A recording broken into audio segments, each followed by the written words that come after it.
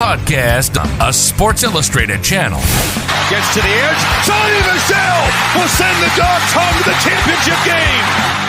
If you're looking for the latest Georgia Bulldog news in football, basketball, baseball, and recruiting, then you're in the right place. Anthony Edwards hit the jam. Are you kidding me? Hosted by Dogs Daily writers Jeremiah Stoddard, Kyle Funderburk, and Jonathan Williams. Here's a pitch. Hit high out into right center with some carry. It's got a chance. This ball is out of here. Tucker Bradley has won it. Just sit back, relax, and prepare yourself for these hot takes you're about to listen to.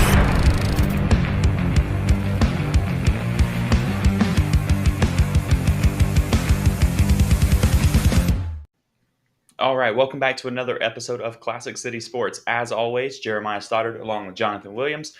We have a fun one for you, right? Everybody saw the draft last week, or at least all of the cliff notes from the draft last week. So we're going to break down our reaction of the NFL draft for Georgia and what it means for the current roster and moving forward for Kirby Smart and everything of that nature.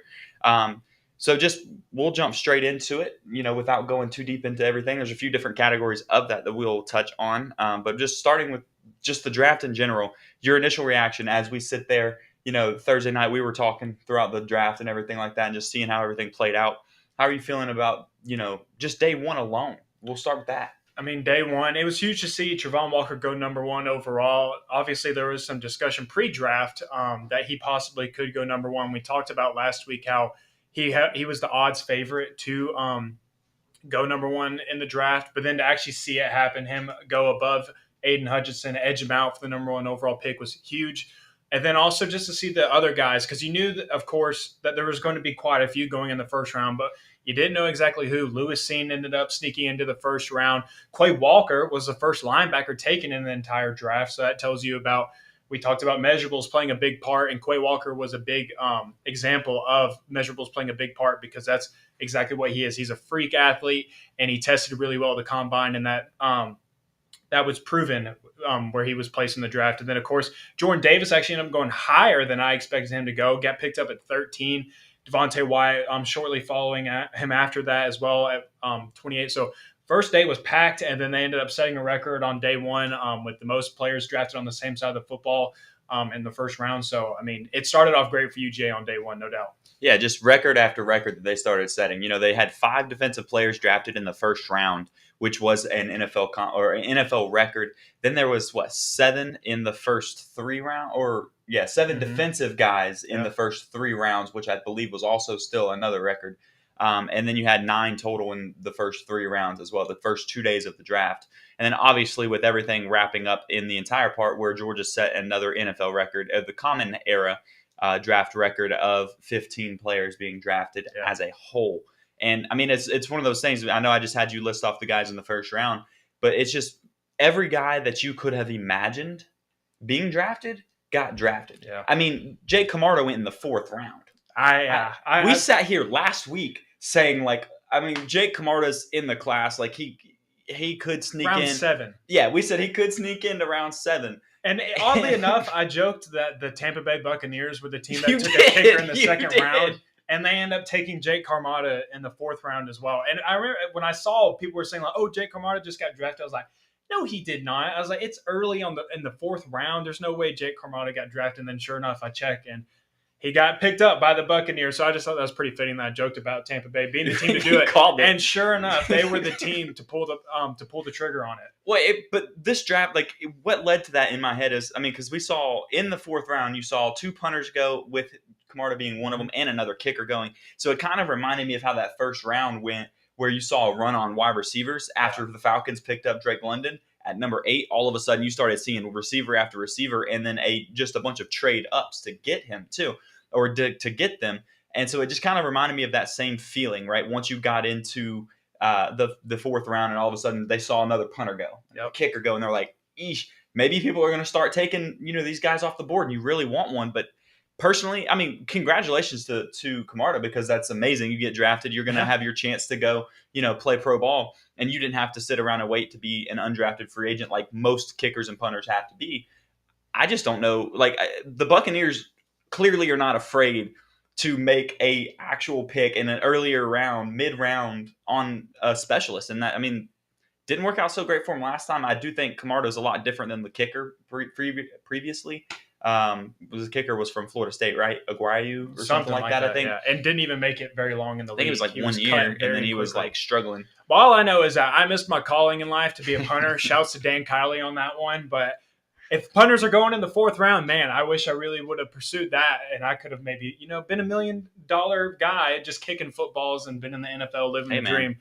But missed that one. Now I'm here in the studio with you doing my other dream as well. So same thing. Yeah, they're equally is great. Yeah, that's the equivalent, absolutely. Right? But I think the biggest thing about the draft as well is NIL is going crazy right now. It's rambunctious as it has ever been with you got guys coming into the portal, and then it's a lot of tampering discussion is what it is, because there's $1 million deals being thrown out, and people are like, this guy isn't even in the portal yet, but yet you got USC throwing out a 6-figure deal to this guy, or $8 million or whatever to these players. Alabama's in the mix for people and whatnot. But the big thing for Georgia is that you don't see Georgia getting mentioned in these topics. Tennessee had their run with a quarterback, a high school recruit, giving them a big signing for coming to them. And allegedly. Allegedly. We don't know who it is, but read the writing on the wall in a sense. But Georgia made their statement with, we don't need the NIL to get our players, because now we have this. And it's the NFL draft and the contracts that their players got, specifically in the 1st round. I'm just going to quickly read off these numbers that these players got. So for the number 1 overall pick, Travon Walker hasn't played a down in the NFL. Don't even know if he's going to pan out or how well he's going to do. $41.4 million salary and a $23.3 million signing bonus. Just right off the bat, he gets that money just for being the number 1 overall pick. Jordan Davis for 13th overall, $15.5 million, $9.9 million bonus. Quay Walker, $13.8 million, $7.2 million bonus. Devontae Wyatt at 28, $12.9 million, $6.5 million bonus. And then Lewis Seen for the 32nd pick in the 1st round, $11.5 million and a $5.5 million bonus as well. None of these guys have played in the NFL. Again, we don't even know what they're going to look like in the NFL, or if they were even going to pan out as said pick that they were. And yet, it totals up to $149.5 million worth of 1st round contracts. Doesn't even count the guys that were drafted 2nd. The other 10 guys. Absolutely. Yeah, insanity. the other 10 guys that make millions, multi-million-dollar deals, like just being drafted at all. Yeah, doesn't include them. Could you imagine someone just saying, Jeremiah, we're going to offer you this job. Don't even know how well you're going to do at it. You don't have any we've never seen you perform at this rate.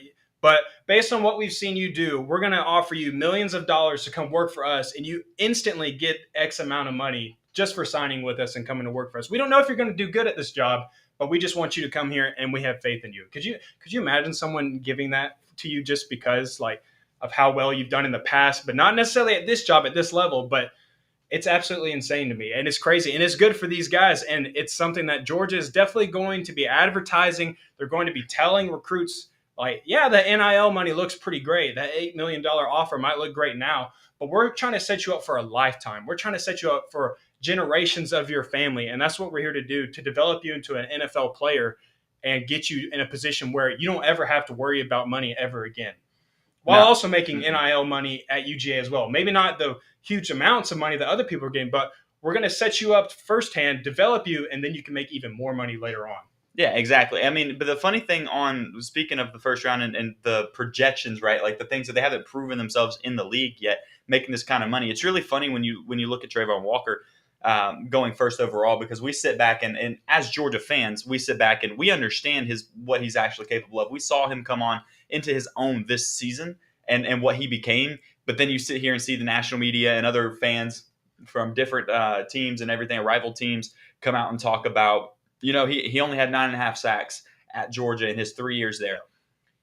Boy, Mel Kiper touched on 6.5 all of that during the draft, didn't he? I mean, every single dog that was taken in the 1st round, he went back to it was like a broken record. Every time a dog was taken, it was like, well, we aren't sure about how they're going to do in the NFL because their production just really doesn't show up on the paper. So we're not sure how they're going to hold up. I really question this pick. And then it's just like every single time. Makes no sense to me. But yeah, he was the one projecting them to be in the 1st round all the time. So Yeah, his mock drafts, he always had them going in the first round. Like most of the guys going in the first round that actually went in the first round, except maybe Lewis Seen was one that wasn't actually up there on his mock draft that I'm aware of. But yeah, it's just funny because their projections of what they were able to put on paper and everything like that. The good thing is these NFL guys do two things. One that really benefited them is watch game tape. Mm-hmm. Watch what Trayvon Walker's actually doing out there. Seeing him make those plays left and right, even though he only had 9.5 sacks at Georgia in 3 years. Well, 6 or 6.5 of them came this past season, and that was the first year that he was a starter. If they want to look at stats, you got to understand how Georgia's roster is stacked, and you have guys that are like Trayvon Walker that haven't been able to start until this year, right? He got 1 year to start, and it made him a first-round draft pick because he did have a decent amount of production this year when he actually started. The other 2 seasons, he wasn't starting. He was coming in every once in a while and making some plays as a extra guy coming out and giving a breather to other guys. That's what he did for the first 2 years. And so now, when he got it, you got to look past the career stats. And the announcers and everything like that, and Mel Kiper wasn't able to do that when you're sitting there listening to him, and it just absolutely drives you nuts. Yeah. So it was one of those things. The other thing that also benefited them, right? I said 2 things, and I know this was in the comments a second ago, so it'll be funny when I say it because it's true, though. The other thing that benefited him was his measurables and what he did at the combine.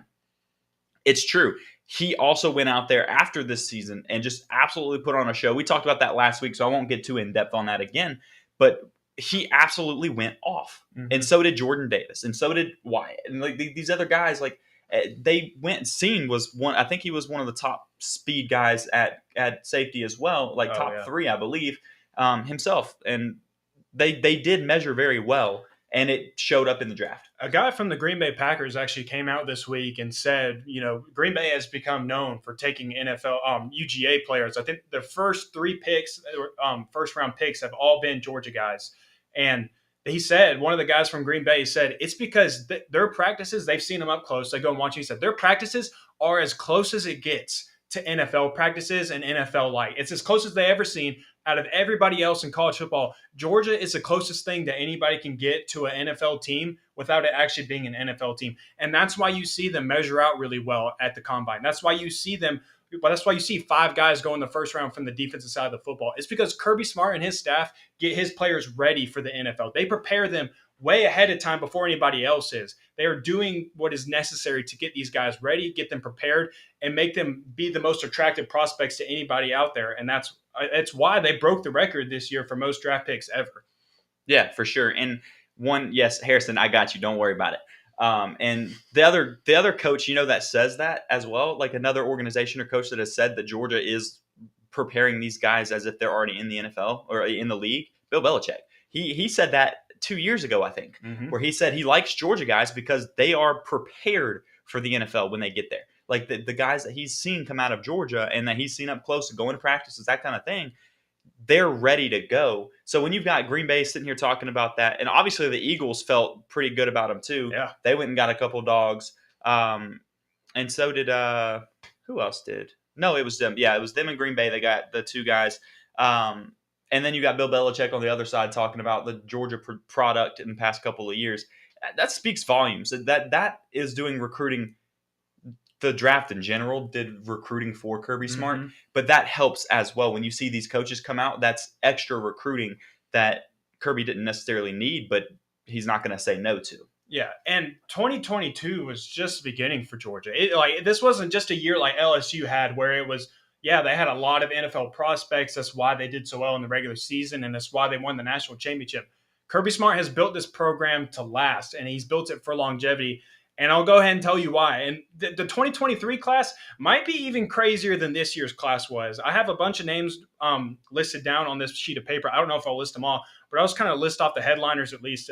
Eric Gilbert next year is eligible. Nolan Smith, Darnell Washington, Jalen Carter, Warren McClendon, Broderick Jones, Kyrus Jackson, Tyke Smith, Christopher Smith, Keely Ringo, Cedric Van Pran, Robert Beal, Kenny McIntosh, Kendall Milton, Stetson Bennett, Warren Erickson, Rosamie Jack St., William Poole. That's 19 guys right there that are draft eligible next year. Doesn't mean that they will necessarily declare. Some of them probably will come back because Georgia usually does have quite a few guys that will return back to school.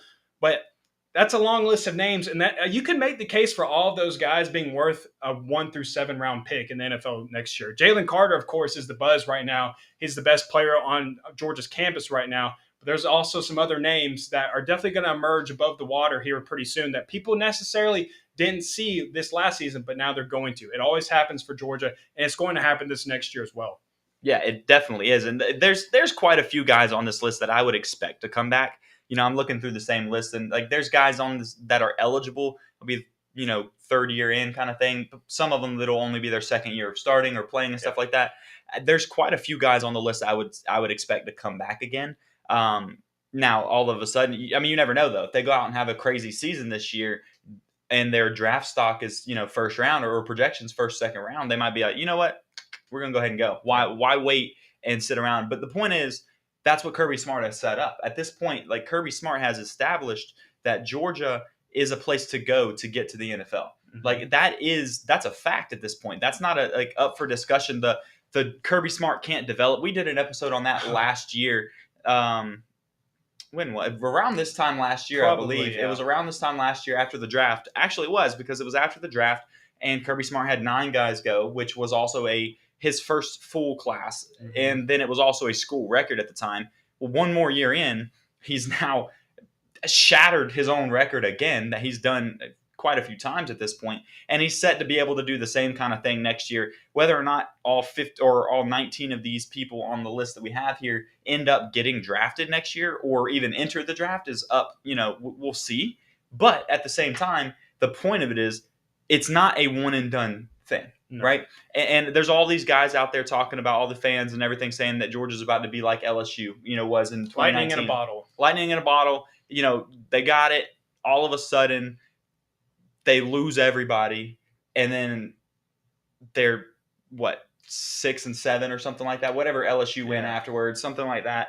And then it got worse, obviously, there. Yeah, it's made guys, I'm not going to say names, but it's made guys say it'll be miraculous if Georgia makes it to the SEC championship game this year. That was ridiculous. Not going to name any names, but I don't know that I have to. But, yeah, just because Georgia had this mass exodus of players, people are saying that you should expect some drop-off. I'm here to tell you, don't expect much drop-off. One, have you seen the schedule for next year?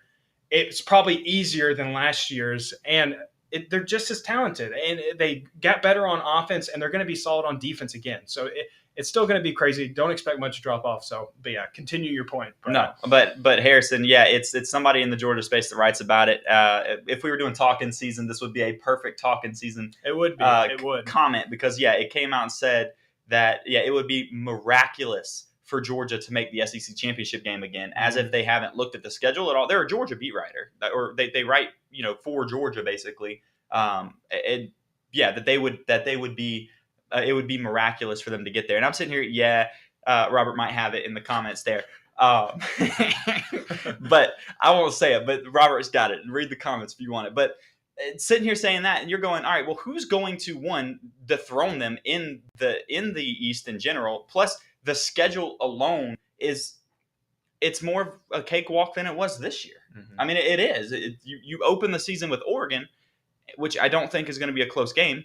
But other than that, who do you tend to? And that's just throwing another name out there, really. It's not even making a legitimate case.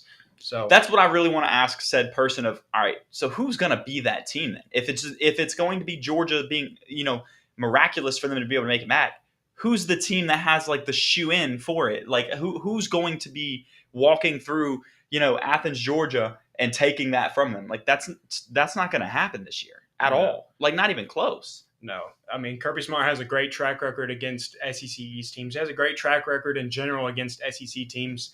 And so they're not going to have much trouble this year, I wouldn't expect, unless something major happens along. They hit the injury bug again this year and it takes out some key players. I just don't see it happening. But real quick to what I was saying too was I got lost in my own rant as far as what I was talking about when I saw that, when I got into it. But the point of it is it's not the same as LSU, because what the big difference was between LSU, who they put some stuff together. They had, Joe Burrow absolutely just have a mental switch within a season himself and go on like a historic run, win the Heisman, kill it in the NFL, that kind of stuff, right? Georgia recruits 10,000 times better than LSU did prior to that win. That's the difference. The difference is Georgia loses 15 guys, and we're sitting here talking about 19 other guys that might go next year. Well, that's the difference. Well, I think what's crazy, too, is you look at LSU. They had 9 players, I think, taken in the NFL draft this year. But they had a very average season this year. They didn't really surprise anybody or really look all that great. They've still put 9 guys in the NFL. So I'll tell you what the difference maker is. It's player development. And I'm here to make the case that Kirby Smart is, or if not, he's very close to being the best player developer in all of college football. And so I put together some stats of some other head coaches during their first 6 years with their respective programs and how many draft picks they had, how many first rounders compared to Kirby Smart. So I'm going to start with Kirby Smart. And LSU had 10, by the way, too. 10 draft picks, not 9. They had 10. But so Kirby Smart, 45 players drafted in the last 6 seasons with 12 first-round picks. Nick Saban in his first 6 seasons with Alabama, 27 players drafted and 11 first-round picks. Dabo Swinney in his first 6 with Clemson, 28 draft picks, 3 first-round picks. Lincoln Riley, 32 draft picks in 5 years at Oklahoma. And I counted the 2022 class just because he was there until the very end with him, so I went ahead and counted it as well. And they had 5 first-round picks. So that's usually the 5 names that you hear about who's the best coach in college football or who's the top 5. And Kirby Smart outranks all of them within their first 6 or 5 seasons at their biggest program.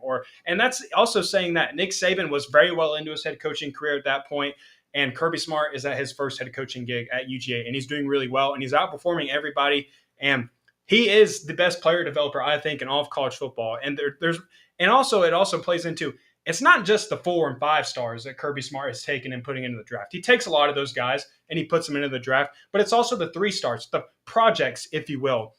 So notables of that is Tay Crowder, who's an impact player in the NFL. May have been Mr. Irrelevant, but he's not irrelevant in the NFL right now.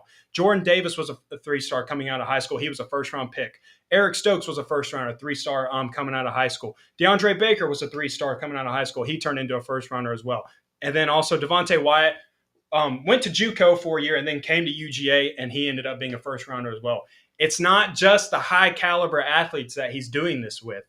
It's the guys that nobody was looking at coming out of high school. It's the guys that were kind of turning a blind eye to and weren't necessarily recruiting. But Kirby Smart said, I want him, and I'm going to turn him into one of the best players at his position. And he's doing it consistently every single year. That's the big difference maker that really makes Kirby Smart stand out amongst everybody else. Well, let's talk about this, too, of these names, right? Tay Crowder, he was Mr. Irrelevant, and all of a sudden got significant snaps with the Giants last year.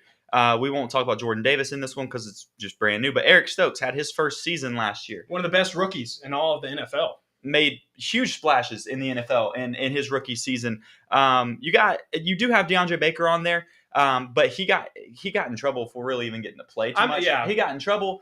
And then he broke his leg, I believe. And so I think he's on But Kansas he got him City. To that point of being a first-round pick. He did. But my point is, you also don't even know what his production could have been prior to getting in a little bit of trouble and then also breaking his leg when he got to Kansas City. And I think he's on Kansas City's practice squad. Maybe now. He's still with the team at some point. But that's another name that, you could have seen some serious production from them out of it, right? Mm-hmm. But going into all of that, I really liked how when you used Nick Saban's on there, you also did the first 6 seasons at Alabama. Not even just his first 6 seasons coaching, but the ones at Alabama where he's got his current dynasty and he had some coaching experience going into it. It's interesting, right?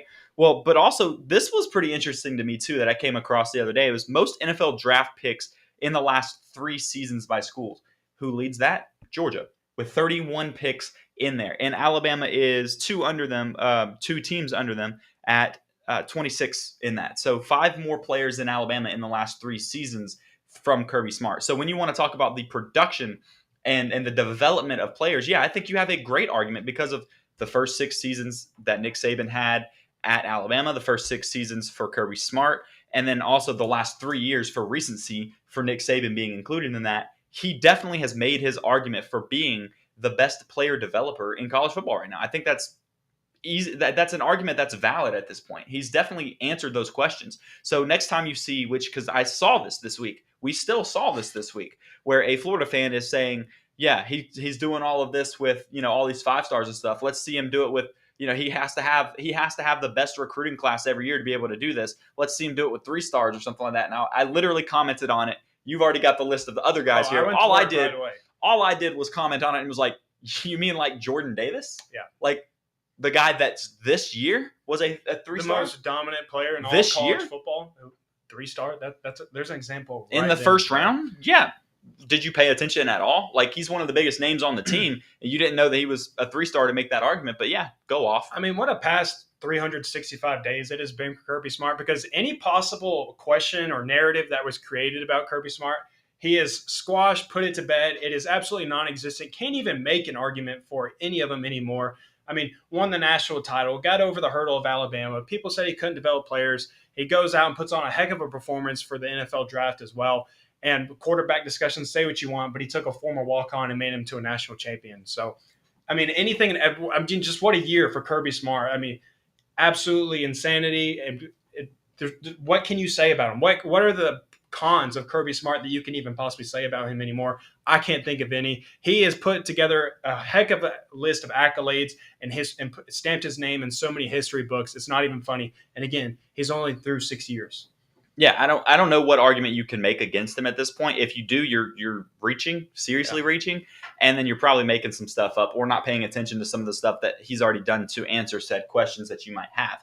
I don't know that there's much left to, argue of whether or not he's one of the best coaches in college football. Like right now, active for sure. He's definitely got to be in my head, and I know this is slightly biased being Georgia sports fans and Georgia fans here. He's the second best coach in college football right now. Nobody's better than Nick Saban. I'm not going to make that argument at all because that's just not the way that I'm going to take this. Ignorant, yeah, whichever one you want to use, insert there. But that's clear, right? But everyone always, like you said, uses Lincoln Riley and Dabo Swinney and other coaches of that, and Brian Kelly and coaches like that. Who's had the type of production that he has had in 6 years in the league, in college football, and continuing to go that direction too? Like we said, 15 drafted this year, 19 guys that are in the discussion for next year already. And no, we're not going to sit here and project rounds and stuff this early. I've seen some of the mock drafts and stuff for next year. That to me is not worth doing at this point in time. You haven't seen these guys. Like, there's so many guys that for Georgia this year that got drafted that you probably would have left out of that conversation, or maybe put them in the late rounds or something that ended up being second round picks or first round picks and everything like that. So I'm just saying. Yeah, and the thing too, that another point why Georgia stands out amongst everybody, and something that another area that Kirby Smart has really excelled at while being at Georgia, is the people that he's brought onto his staff to help develop players as well. And he's hit a home run almost every single hire that he has made. One of the biggest ones has been Trey Scott. People questioned him early on. People kind of were like, I don't know if this guy's the right fit. I don't think he's being productive enough with what we need at the position. Again, you got to remember, Georgia, before this year's draft, hadn't had a defensive lineman taken since 2013. But then he put 3 first-rounders in this draft alone. And he's developed players. Again, Jordan Davis being an example of it. He developed Jerome Walker into a number 1 overall pick. And he's bringing in more. Again, Jalen Carter is still on campus, best player on Georgia's, one of the best defensive linemen in all of college football. He's continuing to do it. And he's continuing to recruit at an elite level. And there's more names to list, of course. Todd Hartley, another example of a great hire. Dan Lanning, until he went on to Oregon, was another one. Glenn Schumann, Will Muschamp, Todd Monken. Go on and on and on about the hires that Kirby Smart has made.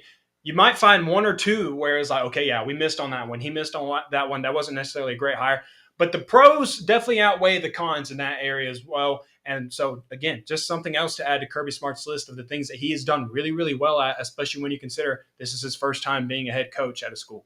Absolutely. He's absolutely proven that he can bring in the coaching staff that he needs. We're literally looking at Trey Scott taking a defensive line room from a team like that hasn't had somebody completely drafted revamped since, it. Somebody that like a room that hasn't had anybody go in the draft since 2013 to having 3 guys in the first round and the number 1 overall pick. Mm-hmm. I mean, talk about putting the right guys in the right places. Then you look at, just the running back room is consistent. They put 2 more running backs into the league this year. Every year they're putting 2 running backs in the league. It feels like. Probably going to have 2 more next year. Probably going to have 2 more next year. It's very possible. At least 1. I'm sure maybe one of them stick around. You never know. They might stick around a little bit longer. They got some time.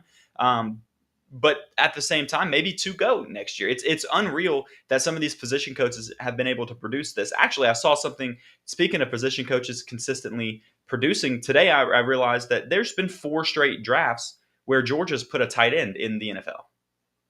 4 straight years that Georgia has a tight end. And Georgia's not even known for tight ends. That streak is going to continue for a while. There's one every year for the next few years. Yeah. Well, yeah, because Gilbert could go this year. You might even be able to start a streak here soon of number 1 or first round tight ends pick. Oh, that's well. Yeah, that's a genuine thought right there. That one's real. Georgia's got something cooking right there, definitely, no doubt about that. So do whatever you have to do to keep Trey Scott around. Do whatever you have to do to keep majority of your guys around, because they're doing an exceptional job on top of what Kirby Smart is already doing with this program. So you can say goodbye to the days where there's draft droughts at UGA positions like what you saw at the defensive line. Completely Those gone. days are over. You're seeing guys drafted from every single position, and hopefully the only one missing really is quarterbacks. I'm sure they'll get something rolling here pretty soon with the guys that they got coming in and the guys that they're recruiting. So other than that, though, they're doing a phenomenal job, and they're finding a way to win, be successful every single year, and find that consistency. It's something that a lot of programs have failed to do. Kirby Smart has not failed to do that yet. Well, and I'm going to go out on a limb real quick before I let you segue, which I know we were doing. So as far as the quarterback room goes, I expect – I've already told you what I expect from Stetson Bennett this year, what type of production I expect him to have. If he produces what I think he will in this Georgia offense next season, I wouldn't be surprised to see him get drafted next year. I'm not saying he's an early round pick, because I just don't think he's not going to meet up the measurables like everyone's going to say. Like he's not going to have that. But I could see a team taking him in one of the late rounds, the last couple rounds of the draft next year. I think that's not out of the discussion at all. I think that Georgia could have a quarterback go again. And then if that happens, then you're going to start, once again, you've got these guys stacked up in that quarterback room that the next couple of seasons you'll start seeing them go higher rounds and everything as well. I mean, NFL teams always need practice guys, and you have always heard about how well Stetson Bennett has practiced. The whole story of him being the Baker Mayfield role, practice for the Rose Bowl. 2017. So, and perhaps someone takes a shot on him just for that role, a guy to have him practice and a guy to give their defense a legitimate look on offense and challenge them, and he's an all-around athlete at the position as well. So perhaps that only helps him in favor to be a draft pick as well. And then if he can continue to show production and show improvement as well, you never know. He could just very well sneak into the late round. How crazy is it going to be if Stetson Bennett's on the 2017 Georgia national championship team, not winning, but being there on the winning national championship team in 2021? And then what if they go again next year with Stetson Bennett still on the roster? That's pretty. Build a statue. I'm being very serious when I say that. If he takes him back next year, there's a serious discussion for. He's owed a lot of respect at that point. Oh, he already is. Yeah. Let me start by saying that, which we've beat that drum so much on the show about defending Stetson Bennett. He's already deserving of the respect that he has earned at this point. But if he takes them back again. And this year, people can't justify saying, well, the defense brought them there this year. If he goes back, it's not because of the defense. I mean, they're going to play a part because it's a team sport, and they're still going to be good this year. There's a lot of guys on that list of people that we just were looking at that are defensive guys that will definitely make a big impact on it. Oh, yeah, no doubt. So we're going to go ahead and segue into our final segment of the show. We really zoomed through all those topics, but we covered a lot of ground as well. So I have an extra thing for you after we get through. You're throwing the curveball this time. Usually it's me. I got an extra one. Dean, you want to stick around for this one? Okay. Now you ruined it. You ruined the suspense. I already know what it is. Wow. Now I'm a little bit let down. Let down? Yeah. I was excited for this surprise that you had for me, and now I didn't say what it was, Dean, but I already know what it is. Dean could be he want to stick around for anything that I challenge you with. The audience is still in suspense. Yeah. But so for our King of the Hill, the one I picked out, we're just going to go ahead and go with a basic one of who out of Georgia's draft class this year do you think has the best NFL career? And we're saying, just to clarify on this, because I saw this when we were talking about it, it's best, not just longest, right? Yeah. Or however you want to justify take it. Yeah. However you define best career in the NFL. I'm going to take what I feel like it's deserved at this point too, and I think they put a chip on somebody's shoulder with it. I think it's one of your guys that's going to have an incredible NFL career is going to be Nakobe Dean. I think that, and I know that's possibly the low-hanging fruit of this conversation, but there's a lot of talented guys on here that you can sit here and say are going to have great careers. That most of them are going to have good careers, I would imagine. But I really think that Nakobe Dean's going to come into his own. He got kind of screwed over in the NFL draft. There a lot of the stuff coming out about him being injured and having all these concerns not getting surgery on his shoulder or pectoral muscle like he's apparently been told to do. But then after the draft comes out, he opens up to the media and says he had, he went and saw 2 different doctors, got a second opinion on it, and he was never told that he needed to have surgery on it. He got done dirty, that's for sure. He was told that he never had to have surgery on, or he was told he wasn't told that he had to have surgery on it. And then he's also trying to figure out why everybody's saying that he's going to need redshirt year and not be playing this season, because he's saying I'm 100% ready to go next week. To go day one. Next week for rookie minicamp. So he's expecting to suit up this week or next week for minicamp, and the Eagles are expecting him to suit up for minicamp. They even came out, somebody in their front office said, during the draft where they were seeing everything go down and they were starting to hear all the same stuff everybody else was, they pulled their doctors in because they called him and did a physical on him. They did a physical on him directly. Like, so he went to Philadelphia and they personally looked at him and they said that he's good to go. And so when everything was coming out saying that he's not going to play, all this kind of stuff, they were like asking their doctors, are we missing something? What's going on here? No, we're not missing something. So you just got the steal of the draft. You got the steal of the draft in the 3rd round for a guy that should have been a top 15, top 20 pick in the NFL this year. And that's why I think he's going to have – I think he's a 10-year guy anyways. I think he's a guy that's going to have a long career. Maybe he's a Thomas Davis type, at linebacker. Like, maybe he's that type of guy that's going to be with the team and be in the league for a long time.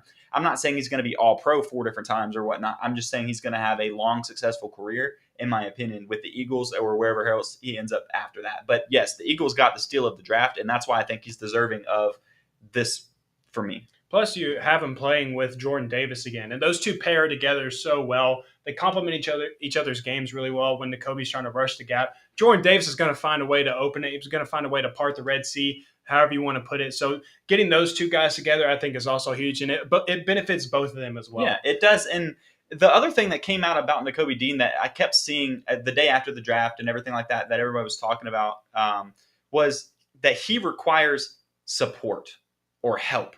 Like he needs dudes up front in order to be able to play his game. Otherwise, he's not going to be good.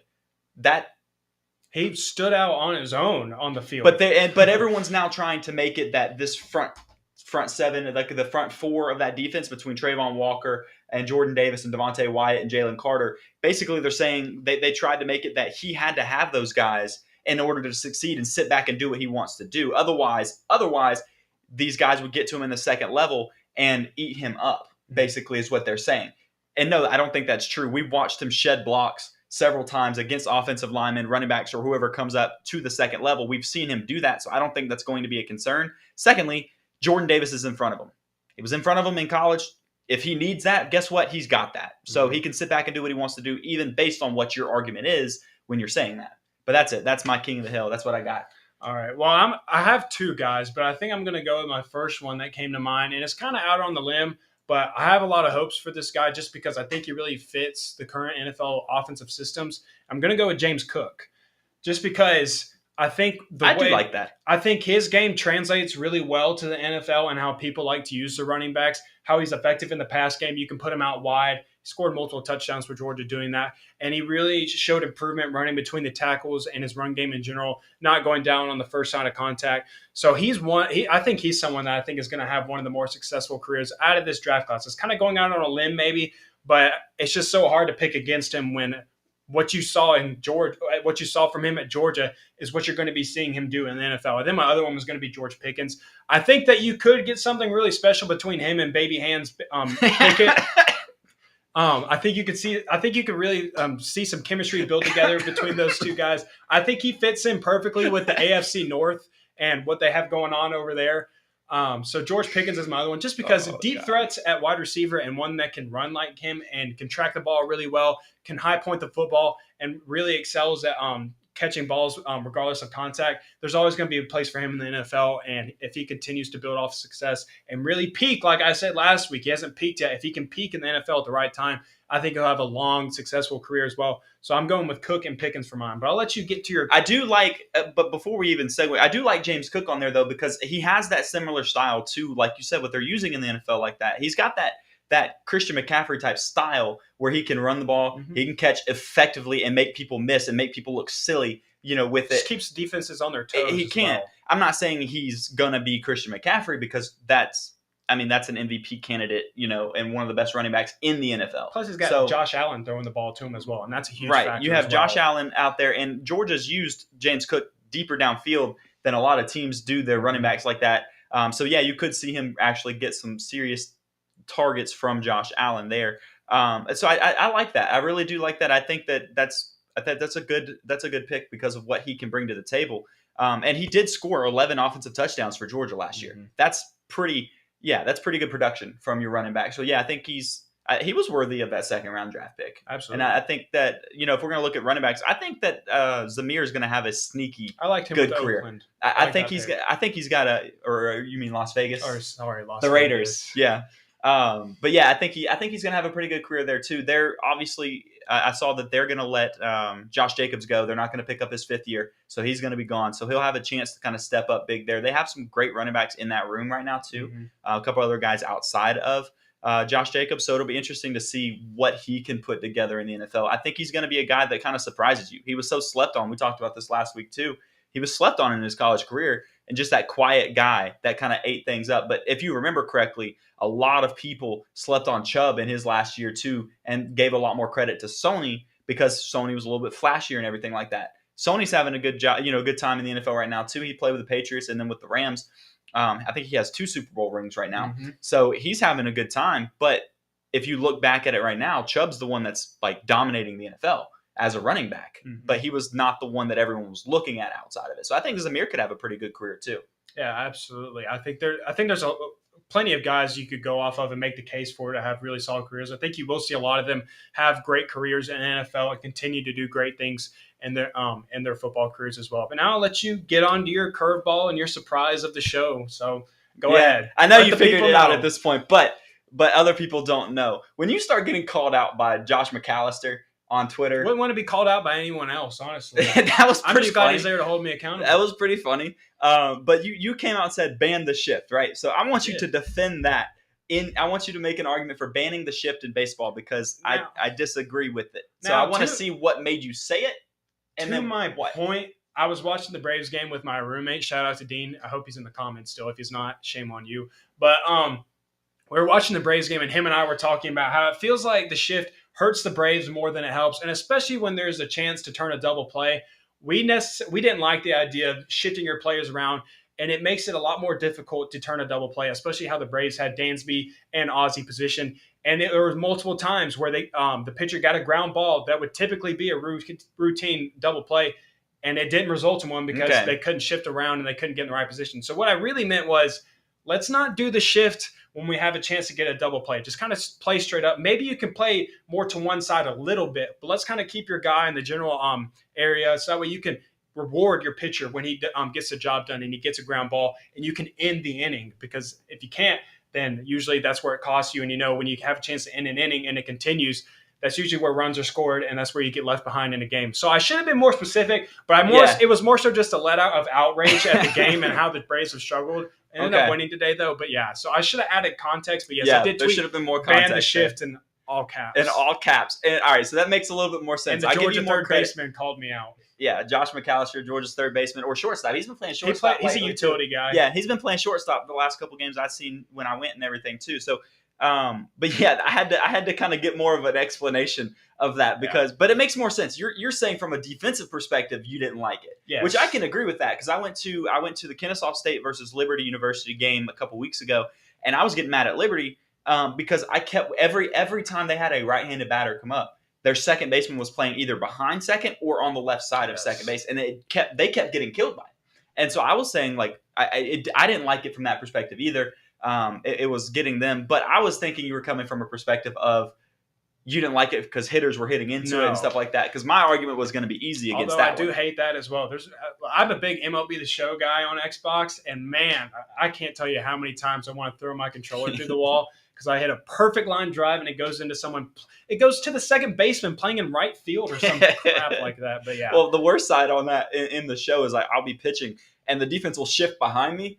And they won't tell me they've shifted kind of thing. Like the game doesn't let me know. Man. And so I'm pitching to one side and all of a sudden they shoot it right through a gap. I'm like, God, okay, cool. But that makes me feel better. I'm glad that it wasn't as straightforward as it sounded on there, but it was actually in defense of the Braves to maybe stop shifting as much, or because they kept in certain getting hit by it. situations, if you want to shift with nobody on base or whatever, then fine. You know what? Yeah. Analytics tell Yeah. you certain things, and you got to do what you got to do, what you feel like gives you the best chance to win. Colonel, you know how this show goes by now. We hardly ever disagree on things, even when it might look like we're about to.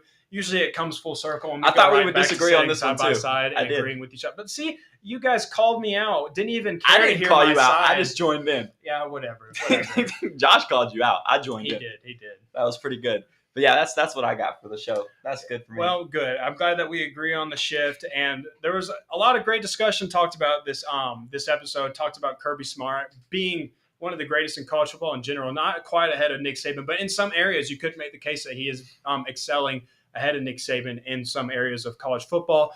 And then just what the job that UGA is doing in general at producing athletes into the professional football league, the rate that they're doing it at, and all the money that they brought in this last weekend. That's a big recruiting pitch for Georgia to have, along with the national championship ring and what they did at the Combine. They have one of the best pitches for recruitment in all of college football. So there you have it. I'll go ahead and plug everything. As usual, we got the Dogs Daily Twitter handle down there in the corner as well. So go ahead and follow us on Twitter. If you want to see engagements like us talking with Josh McAllister, go right on and follow us over there. We have a Facebook page as well. We put our lives over there as well if you want to catch it over there. And then, of course, just follow us, engage with us, ask us questions. Whatever you guys want, we're here for you, and we want to produce as much content as we can for you guys and address areas that you guys want to learn more about. So you can Absolutely. over to you. And as always, keep it classy in the Classic City. We will catch you guys next week. Thank you for listening to this week's episode of Dogs Daily on Sports Illustrated. Take a second to subscribe, rate, review, and share with your friends and family. Feel free to reach out to the Dogs Daily crew on Twitter with any topics you'd like discussed. You can reach out to Jeremiah at Jeremiah_Stod7, to Kyle at DK Fubderberg, and Jonathan at 22_Jman. Check back next week for a brand new episode. In the meantime, go